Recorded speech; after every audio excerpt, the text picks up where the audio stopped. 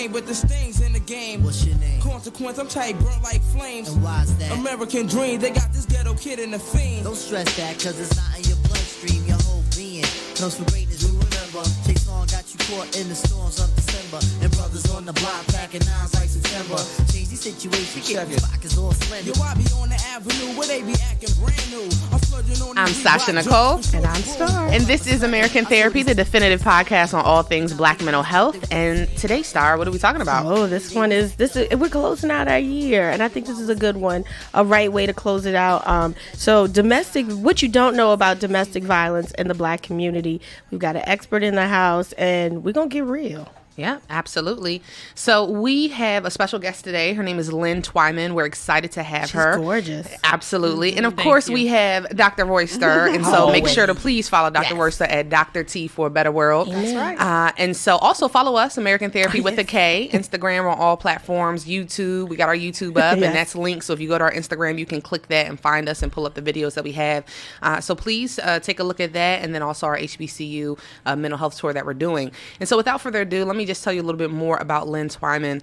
She is a domestic violence and behavioral health advocate, a community policing expert, consultant, and author.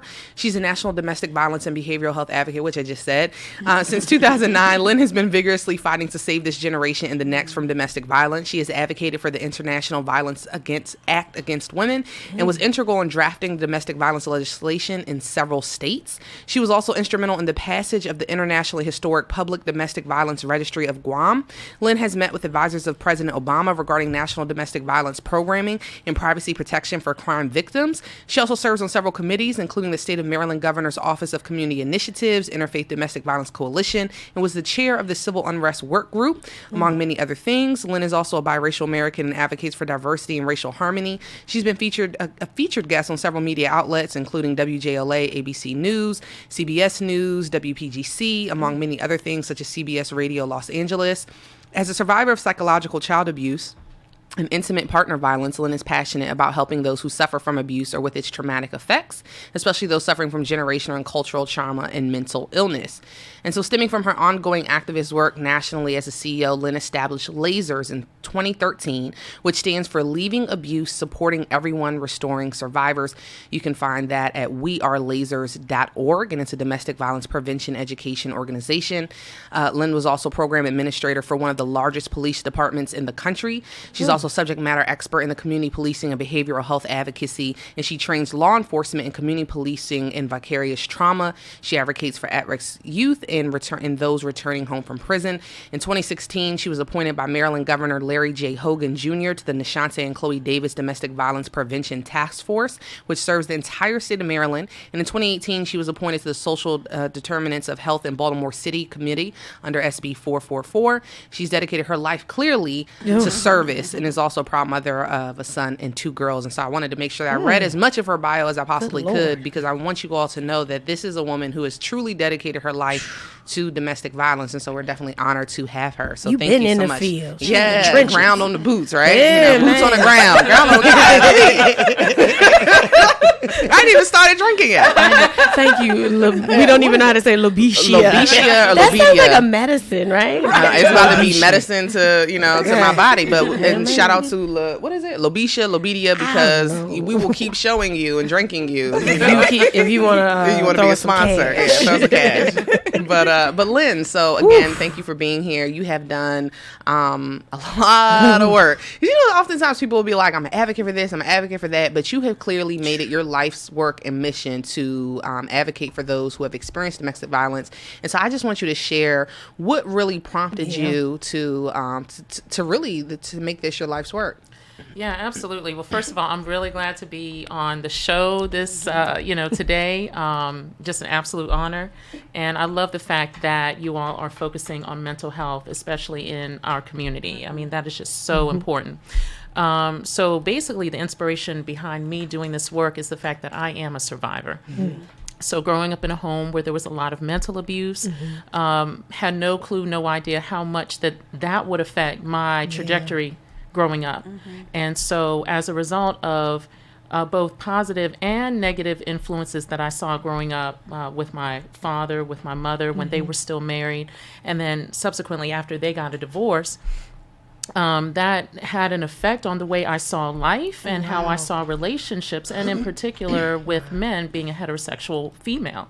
So at the age of 19, my first relationship ever was with a guy who ended up being not only mentally abusive, but physically abusive as well. So the abuse that I experienced in that relationship, it escalated from what I experienced growing up in the home. And I often tell people when I, talk about my story in workshops and trainings, I was looking for someone like my dad. And it's not that I was looking for this terrible, horrible monster of a person, but my father was my first example in terms of positive and negative male role modeling. So, and unfortunately that's the reality for a lot of people. When we talk about relationships, how many times do we focus on relationships in the schools, right? So mandatory programming subjects, reading, writing, arithmetic, science, social studies, but there is never a mandatory class on relationships. Yet relationships is the one thing that makes the world literally go around, because if we can't relate to one another, we're going to end up destroying each other. And we see that happen in our urban communities where there's high rates of violence. And we know where that violence comes from, but I'm going to pause there because I could take over the show and I don't want to. No, because I'm getting ready to ask that. Don't worry, we won't let you. Trust me. Give me my mic back. Sasha be like, so back to Wendy Williams over here. But so Dr. Royster, you always talk about our culture of violence on the show. For anyone that's tuning in to this as their first episode of Amerikan Therapy, and I'm sure one of many when they go forward, but we have an image, I have an image of domestic violence from TV, like the sitcoms in the 80s when I was growing up. I'm 40, so they used to have the after school things, right? Yeah. And it was like the guy was horrific and there was no redeeming qualities. But like you touched on, Lyn, is that we see violence in our homes that are like, the person who I really love, who's actually a really good person, might smack the shit out of my mother every other month or something like that.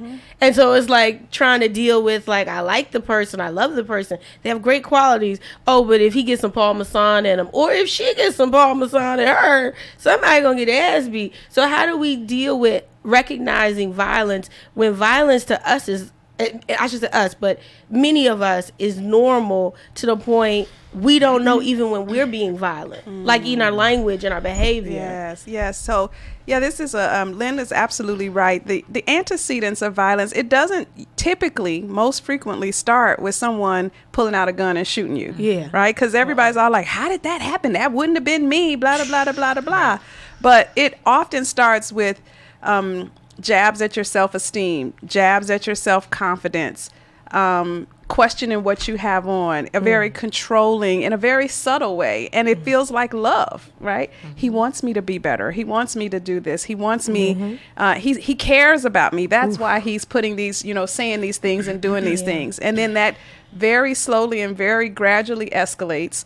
And she too, because we're seeing an emergence of female violence that is now coming out, even in same-sex relationships. Yeah, absolutely. So it's not universally male to female. It can be female to female, male to male, any combination, because it is a relatedness issue. Yeah. It's a power issue. And so anytime there is an imbalance of power, or if someone needs to assert power and they don't feel oftentimes they have any other place to assert it, they may do it in that relationship. And it can be lethal, as we all know. But there are so many steps and opportunities before that lethality that we ignore. And so it's absolutely something that we need to be talking about. It's something that we need to educate our young people about, our middle-aged people about, our 20-something people about. Seniors, absolutely, everyone. It's ubiquitous in our community. So, Sasha, you and I, we've been friends for a very, very long time. I know, can you talk about your experience with domestic violence, especially as a highly, highly educated woman? We don't think we gonna end up in the situations we be like, fuck, how I get here? How the fuck I get here? Yeah, I started to kind of I know. I like show, like, oh, I'm starting to hear certain words that are not necessarily trigger in a negative way, but trigger in a way of like, I understand there. Oh, I've been there, or that looks like me. Because to which your point, Star, first about me growing up in a violent home made me a very violent person in general. And violence became something that was very normal in not only my behavior, but my actions towards others. And I didn't even realize that I was coming across as violent or as very aggressive, as you know, people would say. And so for me, my mother was very psychologically abusive.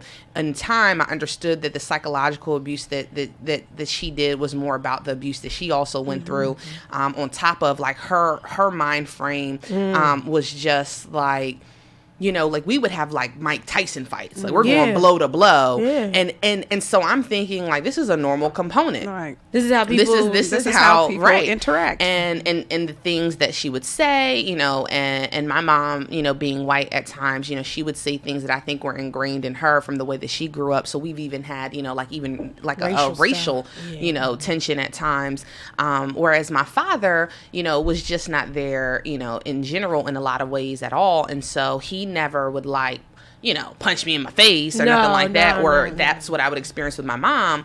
But it's like my father was more of like just not present. And so when I started going into relationships, I was looking for the father that I didn't have present, and I never really was mindful of, you know, the things that what abuse looked like. And then I've also been like, I'm an abuser. Like I was. You would say you're an abuser? I definitely think so. I had been an abuser before by the things that I would say, the way that I would treat the relationships in my life, the way that when we would get into arguments, like I would be the person who like I immediately would either want to throw something or put my hands on that person, and that was the way that I functioned, because in my household growing up, when you got angry, you use your hands or you pick up something and use that against the person. And so it just, when I say it was just so innately natural that I didn't even realize that that's what I was doing. And so then fast forward when I finally got into later on another relationship where, you know, this person he didn't come across as an abuser, but when he would get angry, if I did something he didn't want me to do,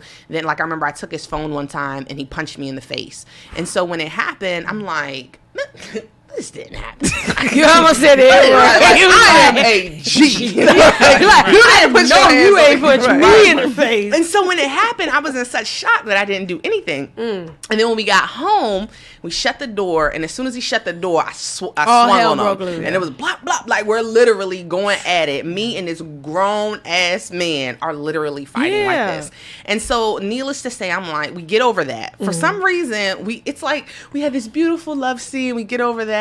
And I'm I'm like, oh, you know, it was a one-time deal, right? Until another time it happened, but this time when he hit me in the face, it was blood everywhere, and I finally was like, okay, like this is probably going to be a routine for us. This is the thing. This is our dance. And so I ended up out of that relationship, but then I get with my daughter's father, who, as Dr. Royster said, when I started hearing some of the things you were saying, questioning what I'm wearing. Why do I have to hang out with friends? Why are you going here? I mean, I remember you remember I was doing that modeling like real intensively, and I took a picture. Guy was clearly, I mean, gay as all hell in the picture. Like you knew this man. And you was were gay. like getting ready to, I mean, your modeling career was like really getting ready to like really take Absolutely. off. So I'm in this picture of this gay dude, but might have been a designer, whoever. Yeah. And not to stereotype that, but he was a gay man, and because gay dudes give you the dick too now. I'm learning that. We had one on the show. And so he sees this picture, and he starts losing it. Why are you in a picture with this man? I'm like, he's gay. Like, it's nothing like that. But so all of these signs that I'm thinking, well, he's just, you know, that's his way of caring. Yeah. So then until we get into it, and then he would pick up things. He would throw things. I remember he picked up a whole couch and threw it in my direction. Like, this man was strong. And so then later on, we have, my dumb ass has a baby by the man.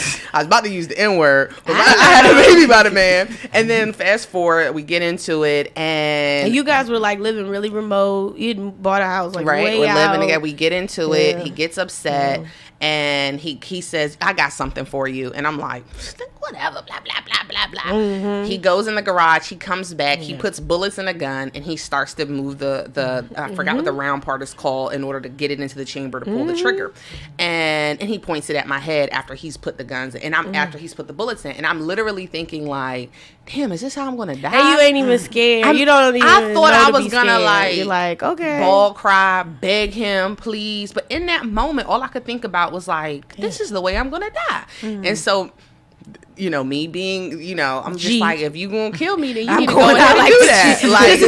She's like an episode of The Wire. No, I'm seriously. The Wire could be a gun in my person. head, and I'm literally looking in his eyes, and in a split moment, I really believed that he was gonna pull that Because trigger. I be crying like a It bitch. was like if you see, you know how people say that you see like the devil in someone. Yeah, like, you see saw their eye. Like he I was out of literally control. was convinced that this man was going to kill me. Yeah. And I was like, if this is what you're gonna do, then our daughter's upstairs. This is what you're gonna do. Then you need to go ahead and do it. He didn't end up doing it. Obviously, I'm here. And I had promised myself that after my experience with that one boyfriend, that if someone ever had did that to me in that capacity, then I would call the police. And I'm calling the police. They came. They locked him up. But me, again, You feel bad for not him. only growing up being abused, because my dad's ex-wife used to physically abuse me. She had slashed my face and everything. But then going from that to being emotionally abused and then becoming an abuser at times myself, I made an excuse for it and thought, well, I understand that he's just angry and I get angry too. And then I end up getting him out of jail. You got him when you picked him up. Right. I was the one who got him out of jail. And then, and I'll never forget this moment. I get him out of jail and we're talking. And I said, and I'm like, I'm waiting like for him to be like, I'm so sorry. Apologetic. You Yeah. looking forward to it. Because I'm like, I know he gonna has be to feel remorseful bad. now. This man, he looks at me dead in my face and he says, you made me mad. And if you wouldn't have made me mad, then I wouldn't have done it. Right. And I was just like, Oh my God. whoa. But check it out. When I called his mom, because I called his mom for whatever reason, because when Tia went to jail, and I was like, you know, your son, he pulled a loaded gun at me, woo, woo, woo. Never mind the fact that our daughter wasn't even a year, it was a baby. She doesn't say, is our daughter okay? She doesn't say, are you okay? She says to me, my son is in jail. You call the police. Like, my son is in jail. And so then that was another reiteration of like, damn, well, maybe what I did was wrong. I shouldn't have given Even another though, black man what locked if he up. had shot me? Yeah. Then what? Like, Right. would he have still been wrong? Or would even his own mom had said, well, you know, she made you mad? And you know what, the thing is, I'm glad that you made mention of that, because a lot of abusers, they have several masks that they wear. So they have a mask that they wear, you know, to their significant other, to their family members, to their homeboys or their homegirls or whatever the case might be. And so a lot of times if you like ask like the best friend of like, let's say another guy, well, you know, how is so-and-so? Exactly. They're only going to tell you the best side that they know of them, because otherwise, number one, I tell people this, not unless the guy is gay, for example, how is that best friend really going to know the true person? Oh. Or not unless the parents have been involved in an incestuous relationship with that individual, how are they going to really know that real person? That side of in the that intimate relation, side of the them. intimate side of that in that relationship. And then of course you do have family members and people that just plain outright make excuses. They know that this person is abusive, they know this person has psychological issues, but it's twofold. People see the best side of a person, and then other times people make excuses too. Yeah. And I want to point out that how this transcends not only in our personal relationships, but even in the impact of how hard it was to shift my behavior of violence in raising my daughter. Because the same abuse that I incurred, while I didn't slash her face open or do the things that I experienced, you know, or hitting her with the iron and the stuff that I experienced, I would at times, in response to my anger, my first thought was to put my hands on her, because that is how I was raised. You know, it wasn't no conversation, and it didn't matter how old she was. It was instinctively, I'm going to hit you. And at times, I even would have to catch myself, because it not only was I'm going to hit you like I'm going to tap you, it'd be like I'm going to knock your ass out. You even hear it in the language, like you go to dollar store and you hear, if you don't sit your black ass, I'm going to punch. Like, I'm like, and they talk like they're grown people. And I remember, and one time she had done something, and I hit her hard, and I heard, like, I knew that I hit her hard, and I remember I started crying, and I looked at her, and she was crying, and I just was like, you know, do you forgive me? I'm sorry. And from that moment, I haven't put my hands on my daughter, because I know that that was it felt too natural. It's a slippery path. It's like a slippery let's slope go. for me. This is the cycle. And so it's like she gets disciplined, she gets things taken away, but never when I'm angry, and never from the magnitude of like if I instinctively have to consciously not think about putting my hands on her because of how natural it feels to put my hands on her based upon my own experiences. And I want parents who may listen to this, because I know parents who will probably never admit it, but in the midst of their anger or based upon their previous experience, they may not show it to you as their friend. Right. They may not show it to the person who's lover, but their child will receive that violence and will receive that anger, especially when they came from a parent who did the same thing to them. Yeah, and when we talk about these natural tendencies, when we talk about like psychology, psychiatry, a rewiring has to take place in our minds. And it comes from actually in the womb. You know, what we're exposed to when we're in our mother's womb. And primary example, every time my mother would get upset, she would threaten to commit suicide. So I grew up hearing these threats, this rhetoric ever since I could remember. And so naturally, when I would get upset or I felt like things weren't going my way, I would start thinking about, well, maybe I should just end it all. 5, 6, 7, 8, 9, 10 years old, thinking about committing suicide. And not even realizing how that was impacting the way that you were thinking. Where it came Exactly. from. Yeah. Dr. Royster, when you're dealing with people like my story, these people who come in like, Lyn's story, who have this history of abuse, whether it's psychologically, whether it's physically, how do you shift them to as Lyn said, the rewiring? I mean, I've given a small example of my own, but it's been over 30 years that I've had to rewire myself. Like, what does that look like as a psychiatrist? So it's absolutely what you two ladies have talked about. And I want to emphasize one thing first, because Star, when we started, you said, if some alcohol is involved, and that's a misconception. Okay. Right. Because in my family, you don't that's need what alcohol. Happened. Right. You don't need alcohol, right? You. Because of this rewiring, right? Because of this heightened, we call it hypersensitivity. Okay. Right. You have had these stress chemicals released from the womb sometimes. As a young child, you're seeing this, and your brain develops pathways. It's just like we talked about the highway analogy before. You're going to use the most used, widest highway that you think you can get down. And if you've been in abusive situations and environments, it's going to be that. And you're going to take that path first, because that's just the way your brain is wired. Luckily, we can build new pathways, but that first means we have to be conscious of it. Okay. We have to know that we're on this highway and we need to get off. And so like Sasha said, you have to be really cognitively aware, and you have to talk to yourself. You can do exercises. Some people have, they put a rubber band on their wrist, and when they think of something, they snap the rubber band to try to literally give them another physical sensation, to give them a second to stop and think and make another choice. Some people, squeeze their hands, pinch their leg, but you need some kind of physical cognitive reminder to stop and think. And it's just pause. And it's just practicing. It's just practicing over and over and over. That's if you're doing it or receiving it. Okay. Right? Because you have to begin to see this as a negative or unwanted pattern. And that's the thing. It's not, we don't have to ascribe positive or negative to it, but it's unwanted. Yeah. And you want to change that behavior, your reaction, the way you react to the other person. Because also, as we hear, there are many points in the story where you could walk away. You could.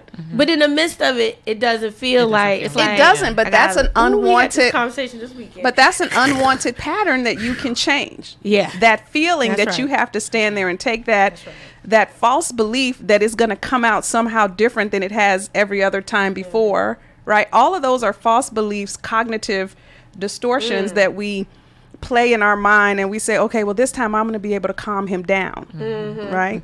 No, you're not, right? Yeah, or we can just have a conversation. Or we can just have a conversation, or I can get him to see it my way. We got to do a show about walking away. Yeah, Because that seems like the hardest thing. it's very well, because it's loaded, right? This week I was texting Sasha. I was like, girl, I'm about to go to jail.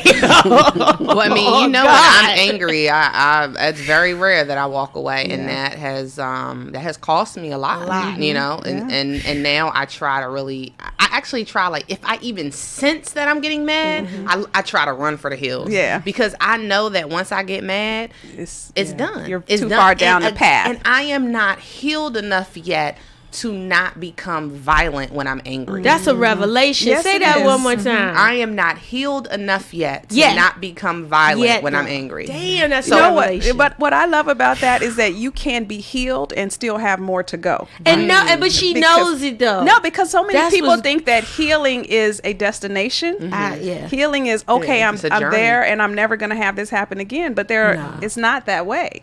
And And here's you- the thing about healing too, is that you can have multiple wounds that need to be Absolutely. healed, right? Some might have bandages, some might have stitches, Internal scars. internal scars, all of that. So once you heal one wound, then you find out, okay, here's the next one I need to work on, and it's perfectly fine. That's Absolutely. what trauma does to us, though. Yeah. Yeah, Right? I haven't gotten to the point where like if I get angry enough, like my first instinct is I wanna hurt you physically, and I'm almost looking for it, like you Trying to sure create this the is what you situation. want? You don't want this because I got a whole lot in here, And I've been saving it for you. I've been saving 20 it. years of smoke. Yeah, but let's do a show about the courage to walk away. Yeah, no, because like literally, I was like Sasha, and it ended up crazy. But I walked away. Yeah. But barely.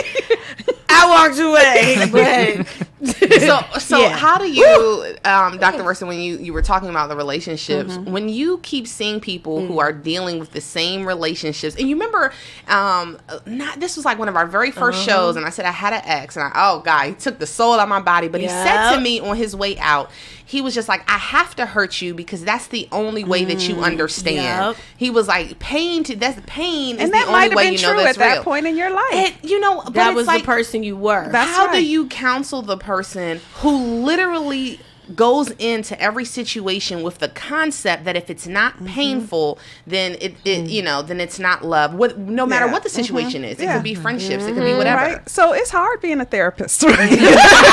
Because sometimes you just want to jump across the desk and shake somebody's neck and say, stop that, right? But that's what their friends are supposed to do. So you just have to be the calm, steady presence. One thing, though, that you should always do early on, and I'm sure Lyn could speak to this, is talk about safety planning, right? Oh. Because What's that? What is safety planning is where you help the woman think about when she's ready to get out, or if she makes that decision in a split moment, where would she go? What would she do? Would she have something in the car already so she has a change of clothes for her and the kids?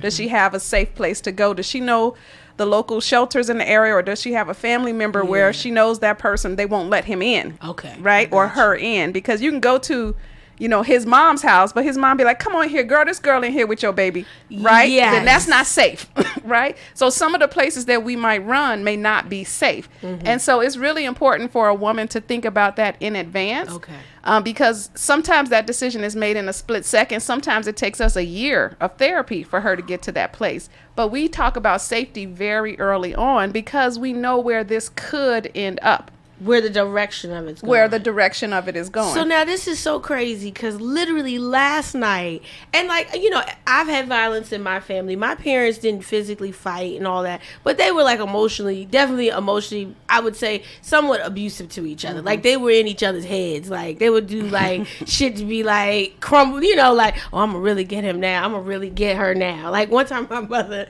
filled a trash can full of dress shoes, and my dad wears like Johnson Murphy dress shoes, so they're like heavy, leather, like the old school leather shoes, and she dumped it on his head while he was asleep. Like I think that's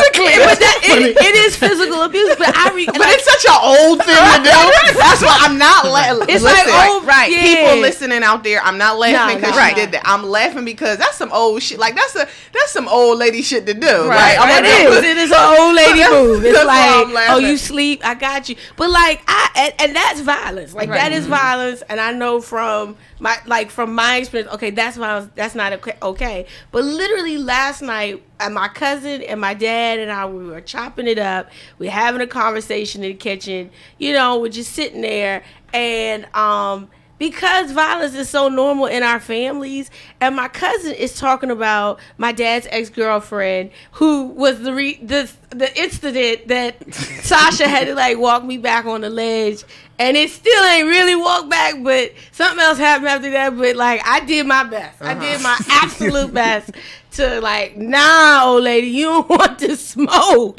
But so then they would talk about the situation. Anyway, my cousin is like, yeah, if that had been so-and-so, his girlfriend, current girlfriend at the time, he was like, yeah, I smacked that bitch in the mouth with like, you know, like it was like a conversation. He was like, I'd have been smacked that bitch in the mouth. And like we just all sat there and talked like, and like that's a normal thing. And then he even said, and I hope nobody in my family is listening to this, but then he even goes on. Of course they're listening. I know, right? He goes on to say, and it's not an indictment on him because we all got, you know, trauma. But he, you know, and honestly, he says like, you know, I smacked so-and-so in the mouth at a bar when she got drunk and got to talking too wild.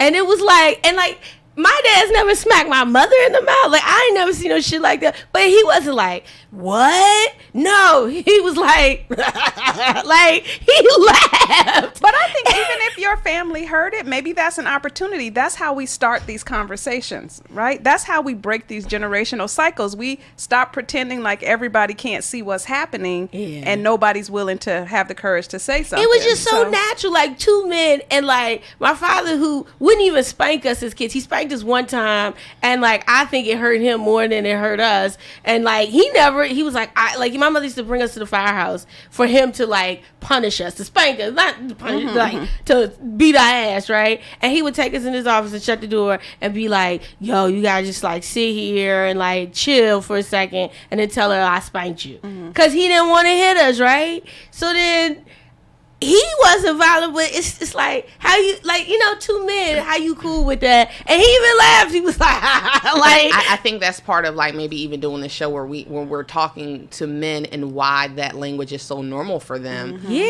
And then us having to take more onus in the community. And what I hope that this show will do is when we hear things like that, to say, yo, like, that's not cool. You would really hit her, or if he, or if he says that, well, I did, and be like, you know, I mean, that sounds like abuse to me. Yeah, like that's not cool because, right. and it's for vice versa. And I mean, and Lyn, when I first met you, you were talking to me, which kind of blew my mind, about, as Star had mentioned a little earlier, the shift in the abuse that men are receiving, whether it be from same-sex relationships or even from women. Can you speak to some of that and just you spit a whole bunch of stuff and statistics to me? And can you share that with our listeners? Knowledge. Yeah, no, absolutely. So the thing is that education is key. You know, it's so cliche-ish, but it's the absolute truth. And so having the language to be able to even express so that we can have these conversations, that's where it all starts. And that's one of the reasons why I created my program, Lasers, Leaving Abuse, Supporting Everyone, Restoring Survivors. And but I'll go back to the conversation that we had. And it's not so much that men are experiencing more abuse now than ever before. It's just that we're acknowledging it more now. Or maybe they're more willing to talk about it. And because we're acknowledging it and we're trying to, you know, raise the consciousness through education, now they're willing to talk more about it. There has been funding that's been created at the federal level, which has come down to like the local, state level, to create programs to help assist men who have experienced trauma, violence. And we're talking about domestic violence in all categories, including sexual abuse. What? And so here's the thing, like, we don't talk enough about our boys and our men that have experienced sexual abuse. And so that adds a whole layer of complexity when we talk about trauma and rewiring the brain and gender norms and how people see themselves. So I can also speak from personal experience that men that I have dealt with in my personal life and then also have helped to counsel in my professional life, a lot of them have issues that, and when those issues, and not a lot of them have issues, but those that had issues. Everybody has issues. Everybody has issues. So you're still safe in saying. But what I'm trying to say, what I meant to say was, for those that admitted to say, hey, I was sexually abused by another male or another female, it's another layer of relationship problems that they bring to the table, and they don't even understand like what they're doing and how they're reacting. So when I created my program, I said, I'm going to make this a gender neutral platform so that we can start having these conversations. And I started bringing my program into corporations. into the faith-based community, into schools, and just at the local level to the streets, you know, just so we can start having these conversations and set up programming so that we can start talking about this. Because the truth of the matter is that if we don't work together, men and women, male and female, boys and girls, if we don't work together on this relationship issue, especially in the Black community, we have no future, we have no foundation whatsoever. And the foundation of the African American community has to be the Black man and the Black woman working together. And that's just so important. So, yes, men out there that are listening to this program, if you've gone through sexual, physical, emotional, spiritual, mental, we don't even want to talk about the spiritual abuse that happens. What's spiritual abuse? So spiritual abuse is when people use scriptures or they misinterpret scriptures or holy writings in order to control individuals. That sounds like the church. Oh, I'm sorry. And so, yes. Did I say that out loud? Yes. So, Rodney, take that part off. Let's keep it. Come on. We say we gonna be real. No, we got to keep it real. I mean, how many times in the Christian or Jewish or Islamic faith, whatever faith track, people will use these different scriptures in order to control their spouses or their children. My great grandmother used to do that in Philly. She used to say every time you did something she didn't like, she would say that you're going to hell. And she would list like different scriptures. Like, I mean, anything that you didn't do or did, if she felt like you weren't listening to her, she would talk about your condemnation and how you were going to hell and how you were basically not a holy, good person. You're this, you're that. And she would say, in the Jesus name. And after a while, you know, at some point you used to be like, oh, am I going to hell? You know, so I mean, I'm just saying that from a part of like, there are a lot of kids, and we talk about the spiritual abuse, who are so afraid to do certain things. And my sisters who were like in a Jehovah's Witness cult, who literally it changed their whole. I'm sorry, did I say cult? But And she didn't skip a beat. but in there where they were in Ohio, when I tell you that my sisters, it was literally like they could not even function outside of what the hall had told them and how they would be condemned. It was, I mean, I remember one time they came to my dad's house for Christmas. My father, for the first time, put up a Christmas tree. Now, my motherfucking ass ain't never get a Christmas tree. So I was already in my feelings. But he did that trying to be a better dad, right? They get a Christmas tree. They get presents, right? They're like, I can't even mess with My that. sister started bawling, crying, and said that they were going to go to hell if they accepted those presents. And that was crazy to me and my father. We were like, what? Get out of here. Like, that's some bull. Like, blah, blah, blah, Like, blah. there's a whole But, lot I more mean, you and need they to go to weren't hell. like, I'm talking about bawling, They were crying. fearful. Very fearful. So that's, I mean, that just highlights what Lyn is saying, that anything can be used to control. Right. And it's about power and control. And you can use anything. You can use faith. You can use music. You can use anything. Discipline, physical, or you can use emotion. You can use anything for power and control. I'm sorry. So I just like pouring me some rosé. You know, like, I'm sorry, Lyn, I interrupt you. No, it's good. Y'all keep so, going. And this is one of the reasons why, with my work in the interfaith community, that I thought it was really important to train clergy members.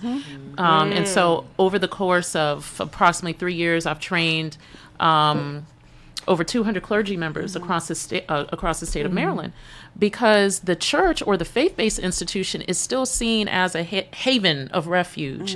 But how many times do clergy members lead their congregation members or people that just walk through their doors back into abusive relationships because they take these scriptures out of context and they say things like, okay, common one, wives, be submissive to your husbands. And your husband also. That's how you take it out of context, right? You that last piece of right. Right. Sometimes that's how Right. you take it out of context, right? You only take the part that you want to use to guide the person to the behavior you want. So how do we know if we're headed into an abusive relationship or a relationship that's going to trigger us to become abusive? Like, Sasha, like you made a beautiful, you gave us a beautiful illustration of like, okay, I'm becoming self-aware of myself and patterns and whatnot.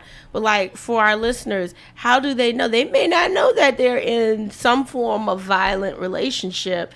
it's just like, well, or that they exhibit violent behavior towards others. That's a good point. Yeah. Like, so how do you know? the first thing that I tell people is time. Okay. You have to give yourself time to get to know an individual. So it's really easy to talk about the negatives, but a lot of us don't even have a picture of what a positive or healthy relationship looks like. So we have to flip the script. Say that one more time. That's big. That's big. Forgot. A lot of us don't have even a picture of what a positive looks like. Or healthy relationship looks like. So we can talk about all the negatives about lying, cheating, not communicating or whatever. But then on the flip side, what if all of these things are not taking place? How do you still know that you're not caught up in something that's unhealthy? And so I tell people that you have to study what a healthy relationship does look like. But then in order to understand or know that you are in a healthy relationship, you have to give yourself time. And I tell people, set your one week limit. After the first week, do an assessment. See how that's going, because being in a relationship is really like being in an employee-employer relationship, right? On probation. Yes. On probation. 1 year, And they fire you at the last goddamn go. You know what happened to me? Girl, I had less than 30 days before I became full-time. You gonna fire me now? And that's what we have to do when we're talking about being intimate with individuals. At week by week. Week by week, day by day, week by week, month by month. I can't tell you how many people have gotten the axe, not a literal axe, but have gotten the axe because they didn't know how, and I could identify, okay, the honeymoon within the first week, the second week, third week, some stuff's like coming up. What did he say? Yeah.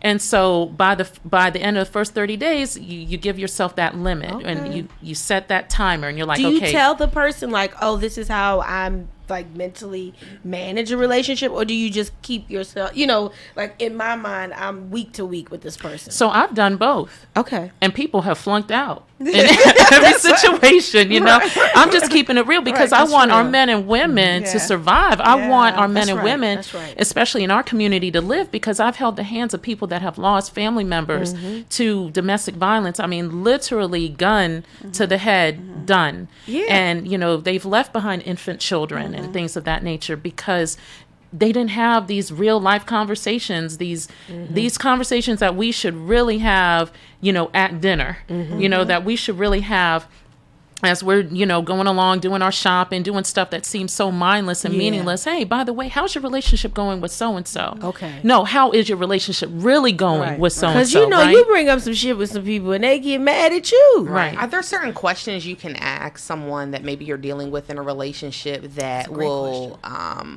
give you the notion that, hey, maybe they have some abusive behavior? Because like you said, with my daughter's father, I thought he was from the South. I thought he was chivalrous, Southern gentleman. And then as time goes on, it's like, bruh, like, why are you so angry? Like all the time. Right. And violent.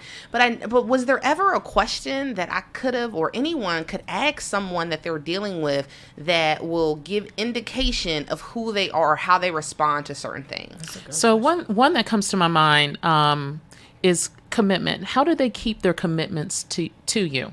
So if you make a plan with them, are they following through with those plans, or are they canceling at the last minute and giving some lame-ass excuse about why they could or couldn't do it? That's right. Timeliness and how does commitment tie into violence?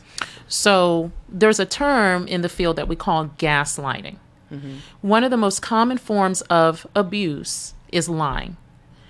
Because if I can lie to you, if I can keep you on a string and say I'm going to plan something with you, and then all of a sudden back out of that commitment, knowing that I've got something else going on and I'm not trying to tell you the truth, now I've distorted your reality. Now I have upped the ante in terms of how I can control you, because now I'm controlling your time. Now I'm controlling your mind and where it's at. Because if an abuser can capture the mind of their victim, they've got them. So if they can go back, I've been there.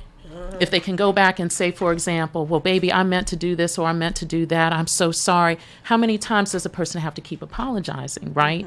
So commitments, telling the truth, all those things. So I tell people, like, lying is one of those things that it shows itself over time. So again, going back to just giving yourself time in the relationship, and do stories add up? Do they add up, or does it seem like, because your gut, that feeling, usually your first feeling about someone is accurate, and that's how we can utilize fear as a tool.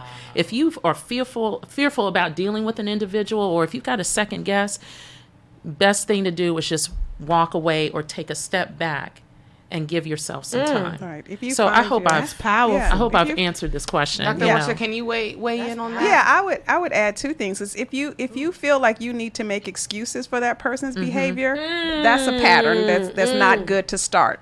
I've done that, where you're like, oh, he's not here because... Right, so if you're trying to fill in the gap and make things make sense that your gut is telling you don't make sense, learn to listen to your gut. So the other thing, Sasha, you asked a question, and this may sound simple and it may sound silly, but I've asked this question, like, have you ever hit a woman before? Because some people, your gut is... You asked somebody that on a date? Absolutely have. Oh, my God. I guess I'm gangster, too. You're like, have you ever popped a bitch in the mouth? Right. Like, I just wish I could And the answer was yes.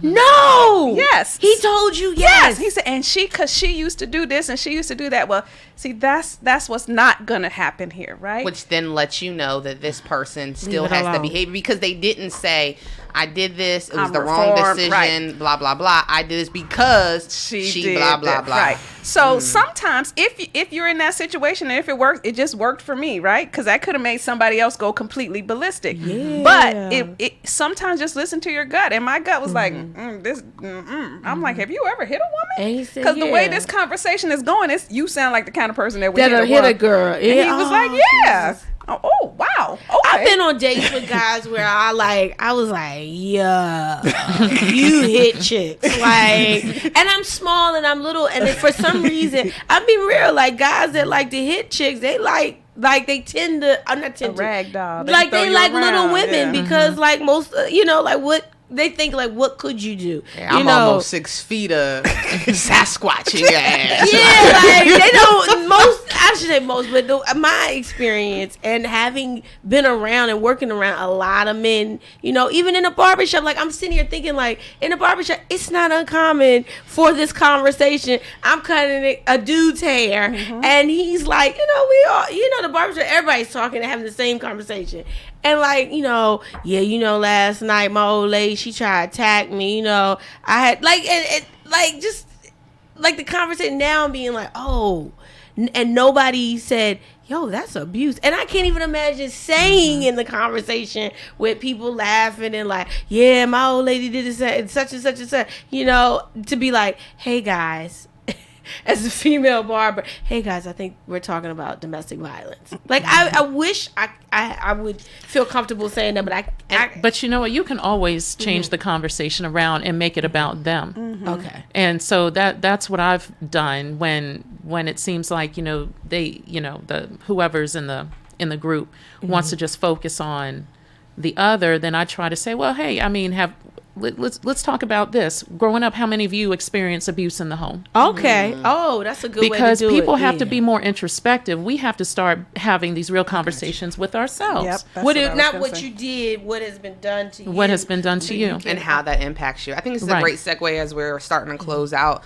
And such a, I didn't think that we could talk that's silly. I was going to say, I didn't think we could talk so long about it, but clearly this is a conversation that we still need to have some more discussion about. Because young people, we got to have a show about young people and domestic talk about violence. that. And Lyn, of course, we definitely want you back on. I will be back. In closing out, how do we, as you mentioned, how do we start shifting the conversations?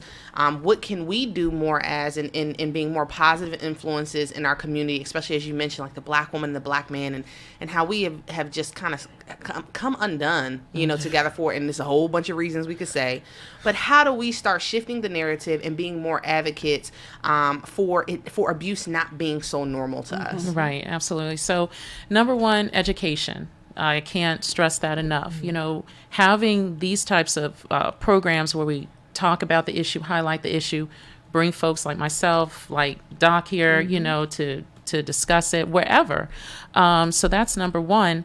And number 2, creating community-based events around this, because you have Domestic Violence Prevention Month, you have Child Abuse Awareness Month, you have Dating Violence Awareness Month. I mean, there are various opportunities to highlight this in our communities and in the schools. And the thing is, it doesn't have to be like, we don't have to put it in a negative or like, oh, now we're talking about domestic violence. There's different ways to talk about this and still get the word across. Right. So in my program, Lasers, I like to talk about healthy relationships. I like to highlight that piece and what people can do to heal from trauma, because as a result of their past, because if we're not dealing with that, then we're going to carry these negative behaviors on into the next relationship, and the generational curses we have to work to break. So, yeah. And I would say, kind of reiterating something that we've talked about a gazillion times before, is our connectedness with peer-to-peer self-advocacy, helping each other.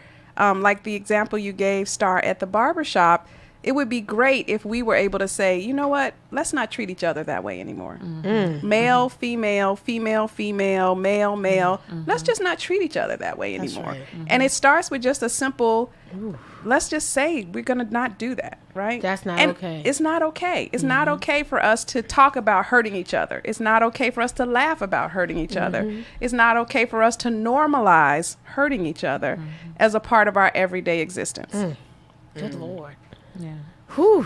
Star would say you got 1 or 2 things. I got 2 things.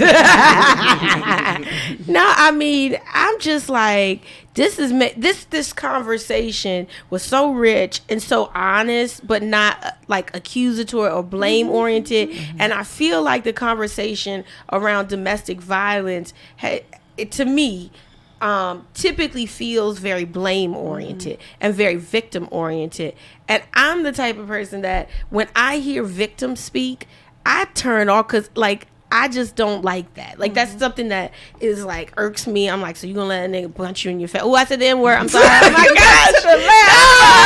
Last show of the year. I'm so sorry, Jeff. I'm so sorry. But like, like when I used to hear that, and I'm being very honest, like I used to be a barber. I'm in the show on that this year, right?